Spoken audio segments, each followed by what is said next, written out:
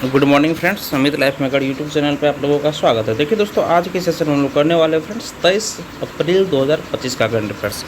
आज का current affairs friends, और देखिए फर्स्ट क्वेश्चन हम लोग का है, हाल ही में मनी लॉन्ड्रिंग के मामले में किस देश के पूर्व राष्ट्रपति ओलांटा हुमाला को दोषी ठहराया गया है?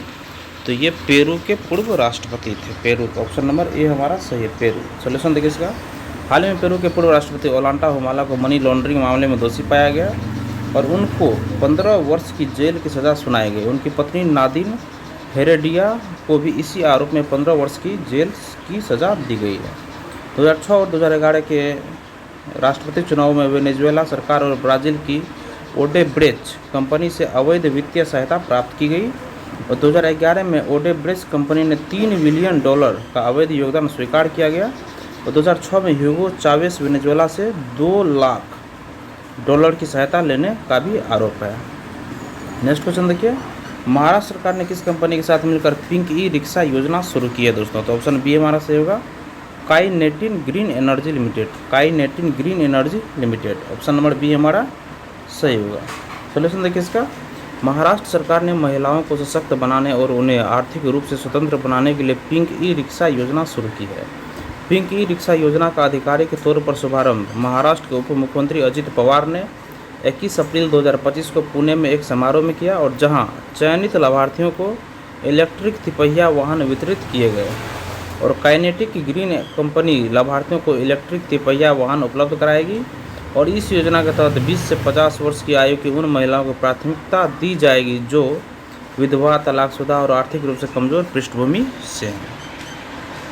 नेक्स्ट क्वेश्चन देखिए, टाइम मैगजीन की 2025 की 100 सबसे प्रभावशाली लोगों की सूची में निम्न में से किसे शामिल नहीं किया गया है? तो ऑप्शन नंबर डी हमारा सही होगा फ्रेंड्स, नरेंद्र मोदी को शामिल नहीं किया गया। सोल्यूशन देखिए इसका, टाइम मैगजीन देखिए एलन मस्क को किया गया है, मोहम्मद यूनुस को किया गया है और डोनाल्ड ट्रंप को किया गया है। इसमें सिर्फ नरेंद्र मोदी को नहीं किया गया। तो देखिए फ्रेंड्स, टाइम मैगजीन की 2025 की 100 सबसे प्रभावशाली लोगों की सूची में शामिल प्रमुख नामों में अमेरिकी राष्ट्रपति डोनाल्ड ट्रंप, टेक दिग्गज एलन मस्क, ब्रिटेन के प्रधानमंत्री कीर स्टारमर और बांग्लादेश के मुख्य सलाहकार मोहम्मद यूनुस शामिल हैं।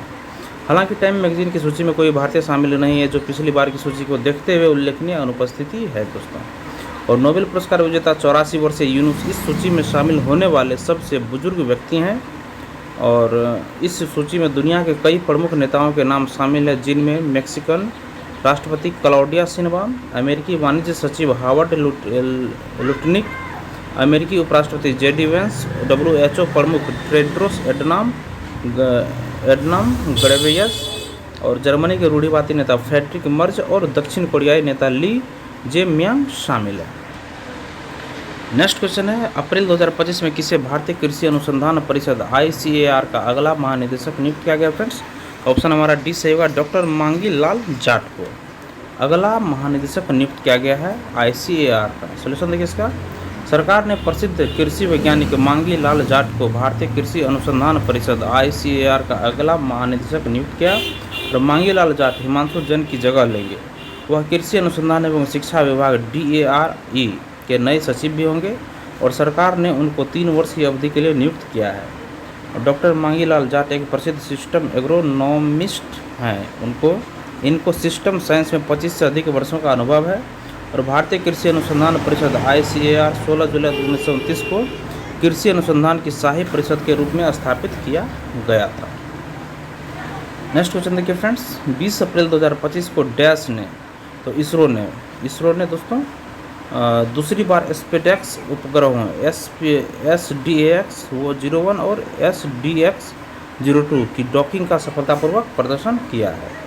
सोल्यूशन देखिए दोस्तों इसको, 20 अप्रैल 2025 को इसरो ने दूसरी बार स्पेसएक्स उपग्रहों SDX-01 और SDX-02 की डॉकिंग सफलतापूर्वक प्रदर्शन किया और इस मिशन ने 2 छोटे अंतरिक्ष यान SDX-01 चेंजर और SDX-02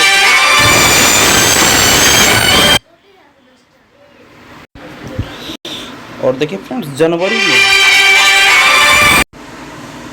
फ्रेंड्स जनवरी में स्पेसएक्स उपग्रहों की सफल डॉकिंग के साथ भारत अंतरिक्ष में उपग्रह डॉक करने वाला दुनिया का चौथा देश बन गया, जो अमेरिका, रूस और चीन के साथ जुड़ गया है। नेक्स्ट क्वेश्चन है, विश्व पृथ्वी दिवस 2025 के आधिकारिक राजदूत किसे नियुक्त किया गया है?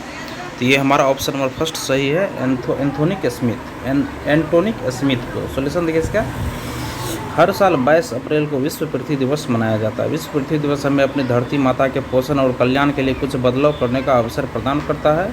और विश्व पृथ्वी दिवस 2025 का विषय है हमारी शक्ति हमारा ग्रह।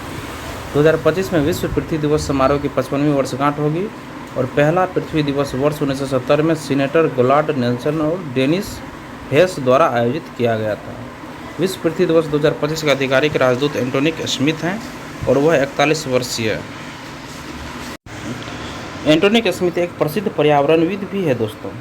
और देखिए फ्रेंड्स, पृथ्वी की स्थिति को बेहतर बनाने के लिए लगातार काम कर रही है और हर साल 22 अप्रैल को विश्व पृथ्वी दिवस मनाया जाता है दोस्तों, ये आप लोग याद रखिएगा। और विश्व पृथ्वी दिवस हमें अपनी धरती माता के पोषण और कल्याण के लिए कुछ बदलाव करने का अवसर प्रदान करता है। और विश्व पृथ्वी दिवस 2025 का विषय है हमारी शक्ति हमारा ग्रह। 2025 में विश्व पृथ्वी दिवस समारोह की 55वीं वर्षगांठ होगी और पहला पृथ्वी दिवस वर्ष 1970 में सीनेटर गोलार्ड नेल्सन और डेनिस हेस द्वारा आयोजित किया गया था। नेक्स्ट, विश्व पृथ्वी दिवस 2025 के आधिकारिक राजदूत एंटोनिक स्मिथ हैं और वह 41 वर्षीय अमेरिकी अभिनेत्री है जिन्होंने फिल्मों और ब्रॉडवे में काम किया है। नेक्स्ट, एंटोनिक स्मिथ एक प्रसिद्ध पर्यावरणविद भी है जो पृथ्वी की स्थिति को बेहतर बनाने के लिए लगातार काम कर रही है। नेक्स्ट क्वेश्चन है, 20 अप्रैल 2025 को डैश ने हिमाचल प्रदेश के किन्नौर जिले में वॉइस ऑफ किन्नौर सामुदायिक रेडियो स्टेशन लॉन्च किया है। तो किसने किया फ्रेंड्स? ये तो ऑप्शन हमारा बी सही होगा, भारतीय सेना ने किया। दोस्तों सोल्यूशन देखिए इसका, 20 अप्रैल 2025 को भारतीय सेना ने हिमाचल प्रदेश के किन्नौर जिले में वॉइस ऑफ किन्नौर सामुदायिक रेडियो स्टेशन लॉन्च किया और स्टेशन की स्थापना सेना के ऑपरेशन सद्भावना बल के हिस्से के रूप में की गई थी और इसका उद्देश्य स्थानीय समाचार पहुंचाना, शैक्षिक और स्वास्थ्य संबंधी स्वास्थ्य सामग्री पेश करना और क्षेत्रीय संस्कृति को बढ़ावा देना है। वॉइस ऑफ किन्नौर महत्वपूर्ण जनहित सूचनाओं के लिए एक मंच के रूप में काम करेगा और रेडियो युवाओं, महिलाओं और सेब किसानों को चिंताओं और उपलब्धियों को साझा करने के लिए एक आवाज़ प्रदान करेगा।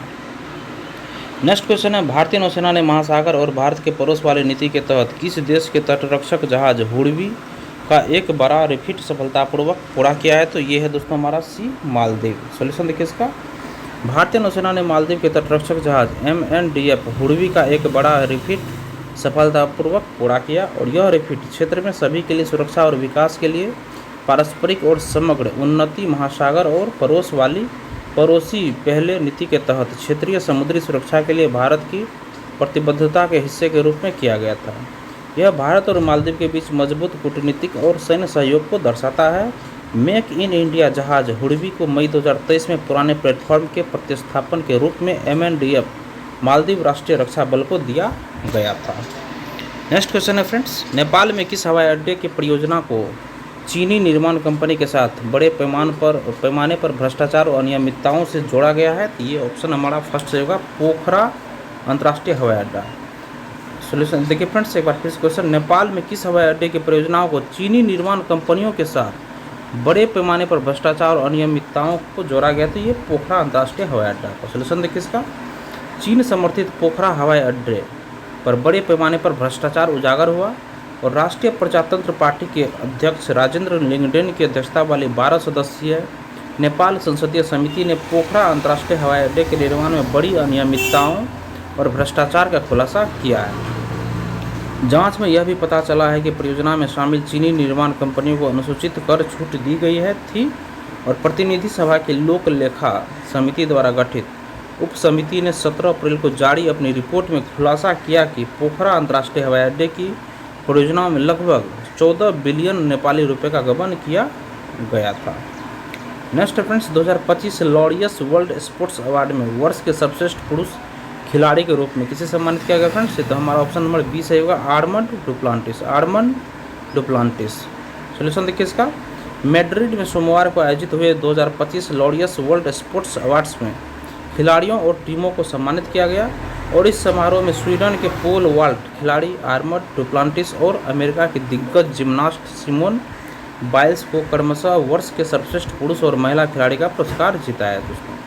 और डबल ओलंपिक चैंपियन और विश्व रिकॉर्डधारी आर्मंड डुप्लांटिस को साल के सर्वश्रेष्ठ पुरुष खिलाड़ी का पुरस्कार प्रदान किया गया है। और एथलेटिक्स में यह पुरस्कार पाने वाले वह यूसेन बोल्ट के बाद दूसरे खिलाड़ी बने हैं। और अमेरिका की प्रसिद्ध जिम्नास्ट सिमोन बाइल्स को साल की सर्वश्रेष्ठ महिला खिलाड़ी का पुरस्कार मिला है। और बाइल्स ने यह पुरस्कार चौथी बार जीतकर सेरेना विलियम्स के रिकॉर्ड की बराबरी कर ली है। नेक्स्ट क्वेश्चन है, निम्नलिखित में से कौन से कथन सही है? तो देखिए फ्रेंड्स, हमारा इसमें से ऑप्शन दोनों सही होगा दोस्तों, ऑप्शन नंबर सी। देखिए फर्स्ट है, उत्तराखंड ने संस्कृत को बढ़ावा देने के लिए आदर्श संस्कृत ग्राम कार्यक्रम को मंजूरी दी है। और संस्कृत उत्तराखंड की दूसरी आधिकारिक भाषा है। सोल्यूशन देखिए, उत्तराखंड ने संस्कृत को बढ़ावा देने के लिए आदर्श संस्कृत ग्राम कार्यक्रम को मंजूरी दी है।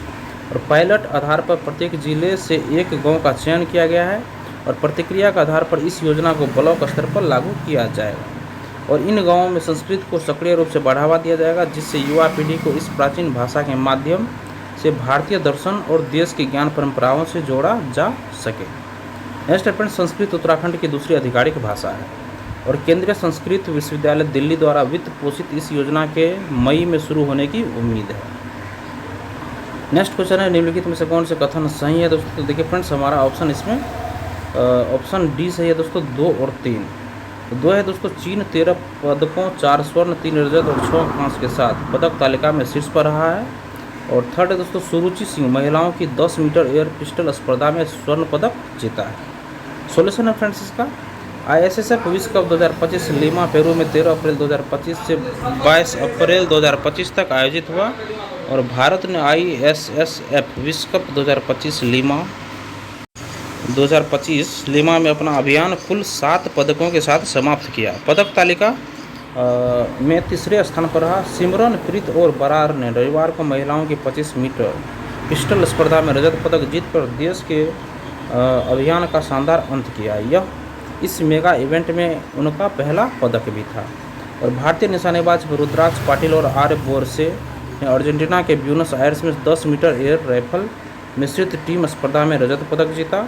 और इससे पहले सुरुचि इंदर सिंह ने 2 स्वर्ण पदक जीते, एक महिलाओं की 10 मीटर एयर पिस्टल में 243.6 के स्कोर के साथ और दूसरा सौरभ चौधरी के साथ मिश्रित टीम स्पर्धा में। और कुल पदक हो गया 7, 2 स्वर्ण और 4 रजत और 1 कांस्य। पदक तालिका में स्थिति तीसरा 13 पदक के साथ चीन, 4 स्वर्ण 3 रजत और 6 कांस्य और 7 पदक के साथ संयुक्त राज्य अमेरिका के पीछे, दोनों 4 स्वर्ण पदक के साथ। और नेक्स्ट क्वेश्चन है फ्रेंड्स, और देखिए फ्रेंड्स, हमारा क्वेश्चन खत्म हो चुका है। एक बार हम सारे क्वेश्चन को ब्रीफ में देख लेते हैं। फर्स्ट क्वेश्चन है हम लोग का, हाल ही में मनी लॉन्ड्रिंग के मामले में किस देश के पूर्व राष्ट्रपति ओलांटा हुमाला को दोषी ठहराया गया है? तो ये पेरू के राष्ट्रपति हैं, पूर्व राष्ट्रपति। नेक्स्ट क्वेश्चन है, महाराष्ट्र सरकार ने किस कंपनी के साथ मिलकर पिंक ई रिक्शा योजना शुरू की है? तो काइनेटिक ग्रीन एनर्जी लिमिटेड के साथ मिलकर की है। नेक्स्ट है, डैश की 2025 की 100 सबसे प्रभावशाली लोगों की सूची जारी की है, तो टाइम मैगजीन ने की है फ्रेंड्स।